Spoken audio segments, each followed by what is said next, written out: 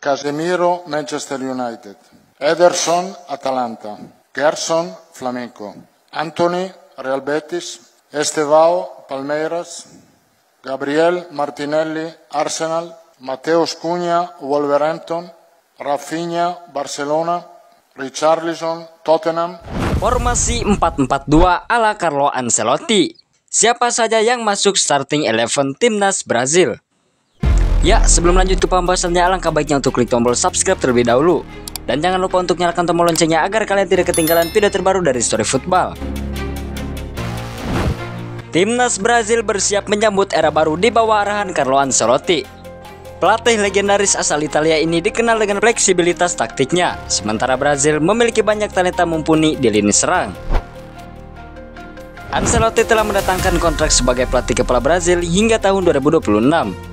Dua laga perdananya akan berlangsung dalam ajang kualifikasi Piala Dunia 2026, yakni saat menghadapi Ekuador di laga tandang pada 6 Juni, lalu menjamu Paraguay pada 11 Juni. Selama karirnya, Ancelotti menunjukkan kecenderungan pada sistem permainan yang fleksibel. Namun saat masih menukangi Real Madrid, ia pernah mengungkapkan formasi favoritnya. "Saya sangat menyukai sistem 4-4-2. Itu adalah formasi favorit saya," ujar Ancelotti. Menjelang dua pertandingan penting tersebut, Ancelotti sudah mengumumkan daftar pemain yang akan dipanggil. Dengan skuad yang ada, mungkinkah Ancelotti menerapkan formasi 4-4-2 secara efektif? Dan siapa saja pemain yang layak mengisi susunan starting 11 ideal Brazil dalam sistem tersebut?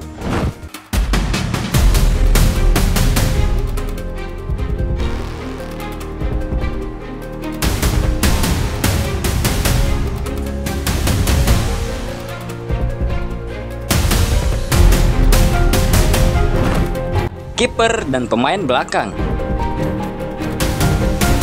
Di urutan kiper ada Alisson Becker dari Liverpool. Pengalaman dan kualitas distribusinya membuat Alisson tetap jadi pilihan utama di bawah Mister. Ia unggul dari dua pesaingnya, Bento dan Hugo Souza, dalam hal ketenangan dan kemampuan membaca permainan. Di urutan bek kanan ada Van der Son dari Monaco. Di tengah minimnya stok bek kanan berpengalaman, Van der Son menjadi opsi logis. Ia tampil regular di Liga Ang dan punya kemampuan ofensif yang selaras dengan kebutuhan Ancelotti terhadap bek yang aktif naik membantu serangan. Di urutan bek tengah ada Lucas Beraldo dan Marquinhos dari PSG. Keduanya bermain bersama di PSG, yang tentu memberi keuntungan besar dalam hal komunikasi, pemahaman posisi, dan kerjasama antar lini. Ancelotti dikenal sangat menghargai duet yang sudah solid di level klub. Di urutan bek kiri ada Alexandro dari Lille. Meski bukan pilihan utama di masa lalu, Alexandro tampil konsisten di Eropa dan bisa memberi keseimbangan di sektor kiri. Alternatif lain seperti Alexandro cenderung menurun performanya.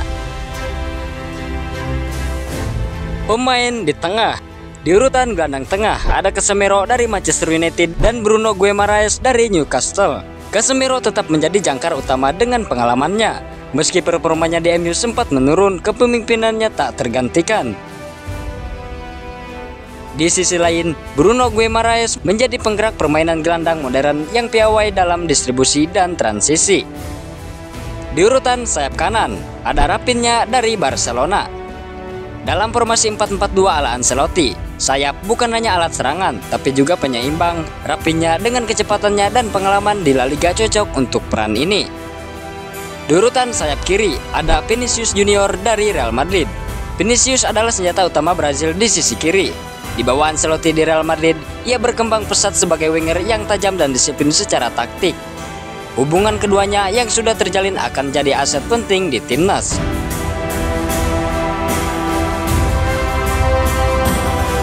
Di urutan penyerang ada Richarlison dari Tottenham dan Matheus Cunha dari Wolverhampton. Richarlison bisa target man yang cocok untuk peran sentral. Ia kuat di udara, rajin pressing, dan punya insting gol yang bagus. Richarlison pernah bermain untuk Ancelotti saat membela Everton. Sementara Cunha bisa berperan sebagai second striker, bergerak lebih bebas untuk menciptakan ruang dan menghubungkan lini tengah dengan lini depan.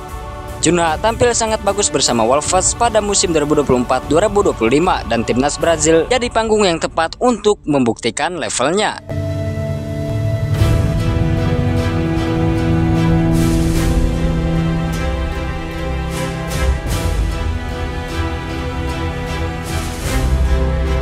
Nah, gimana nih menurut kalian? Silahkan untuk tinggalkan jejak kalian di kolom komentar ini.